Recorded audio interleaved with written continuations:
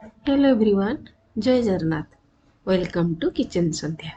आज आम प्रस्तुत करवा माखन खीर। जदि आज ये भिडियोटी भल लगी लाइक शेयर करने जमार भी भूलें। ता सहित जो मैंने ये चैनल को फर्स्ट टाइम आपर्यंत ये चैनल को सब्सक्राइब करना प्लीज ये चैनल को सब्सक्राइब करने। एबे चलतु माखन खीर को हमें प्रस्तुत करने। मु एठारे 1.5 कप माखन नहीं, 2-3 खदरा नहीं, आ किछि बादाम नहीं, आ किछि काजू मध्य नहीं।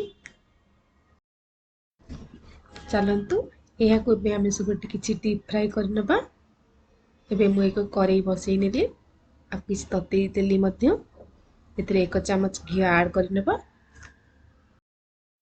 घी टू गरम होला पर्यंत किछि समय हम छाड़ी देबा।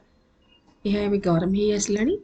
देखंतु एतरे आमे एबे ऐड करनबा काजू आ बादाम मध्य ऐड करनबा। यहाँ को आमे हल्का से भाजी नेबा। यह एबे हेई आसलानी। देखंतु एबे याको काढी नेबा। जेहेतु मु यहाँ ग्राइंडिंग करी तेणुक मुझे ग्राइंडर रे काढ़ी नेली। यहाँ पर माखन मध्य हल्का से भाजी नेबा। देखंतु मुझे भाजी नेउछि केमिति। यहाँ को आमे पद्म फूलर मंजी भी कही थाउ। एथिरे जदि आमे खीरी करिकी बेबी मानकु देबा, बेबी मानकर ब्रेन हाइट हेल्थ डेभलप होइथाए। तेणुक यह बेबी मान पई बहुत भलो। ए पद्म फूलर मंजी रे मध्य कैल्शियम एंड प्रोटीन मध्य थाए। यह छुआ मानक पई बहुत भलो होइथाए। देखंतु को भाजला बेले सब बेले गैस फ्लेम टा को स्लो रखिबे। यहाँ को भी काढ़ी नेबा। यहाँ पर एतिरे खदरा मध्य ऐड कर देबा। आलमंड्स जेहेतु मु पानी रे आगु पकई नथिली, तेणु करी यहाँ को भल भाबरे छोट छोट करी काटी नेली। यहाँ पर एतिरे 1 कप क्षीर मध्य ऐड करी नेली। यहाँ पर यहाँ को एबे ग्राइंडिंग करी नेबा। देखंतु एबे ग्राइंडिंग करी नउछि। बहुत बढ़िया से ग्राइंडिंग हे गेला। देखंतु मु देखौछि किभଳି भाबरे मु ग्राइंडिंग करिछि। यह बहुत बढ़िया भाबरे ग्राइंडिंग हे जाइछि। चलंतु एबे आमे खीरी बनेइबा। एक करेई रे 2 कप क्षीर नेली। यहाँ को गरम हवा पर्यंत एमिति घांटी चलीथिबा। देखंतु हाई फ्लेम करिवे। क्षीर उतरला परे आकु पुणी स्लो कर देबे। बे तो क्षीर गरम ही आसलानी।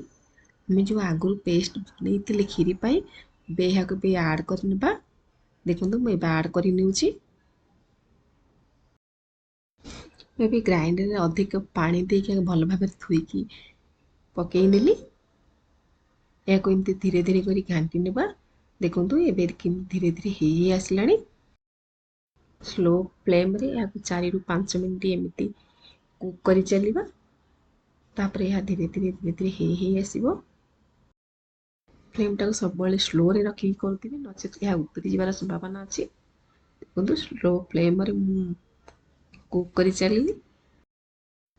6 मासर अधिक एज रे पिला माने खीरी खाई परिबे। बहुत बढ़िया लगी थाए। माँ मान सब भावती छुआ मान कौन खाइबा देव कौन खाइबा देव। देखो ये खीरी थे बन की खाइबा दिंतु। पिला बहुत खुशी हे खीरी खाइले। मुझे टेस्ट पाई मुझे किसी गुड़ पाउडर ऐड करी। गुड़ जगार आप चीनी भी यूज करें। मत जेहेतु गुड़ भल लगे तेणुक गुड़ ये ऐड करी। देखु खीर कलर हे आसला केते बढ़िया देखा जाउची। जेहेतु मुझे गुड़ पकईली को आम 2 ରୁ 3 मिनिट एमती घांटी नेबा। नहले करेईर तलपटू खीरी लगिजिवो। एमती कंटिन्यूअस घांटी चलीथिबा। देखंतु मु केमती घांटी चलुची। खीरी मध्य हे आसलानी।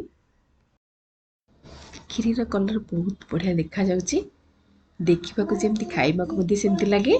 आपण माने बनांतु खाआंतु मध्य। एबे जेहेतु हेई सारलानी आमे गैस टाको बंद करि नेबा। किछि समय पे छाड़ी देबा। ठंडा हला परे आको हम खाइबा। याको मध्य हमें फ्रिज रे रखि परिबा 2 ରୁ 3 दिन पर्यंत।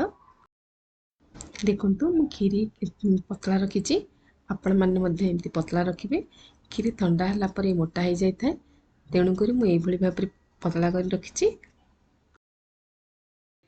जदि ये भिडियोटी आपको भल लगी लाइक शेयर सब्सक्राइब निश्चित करेंगे करने को जमार भी भूलिए।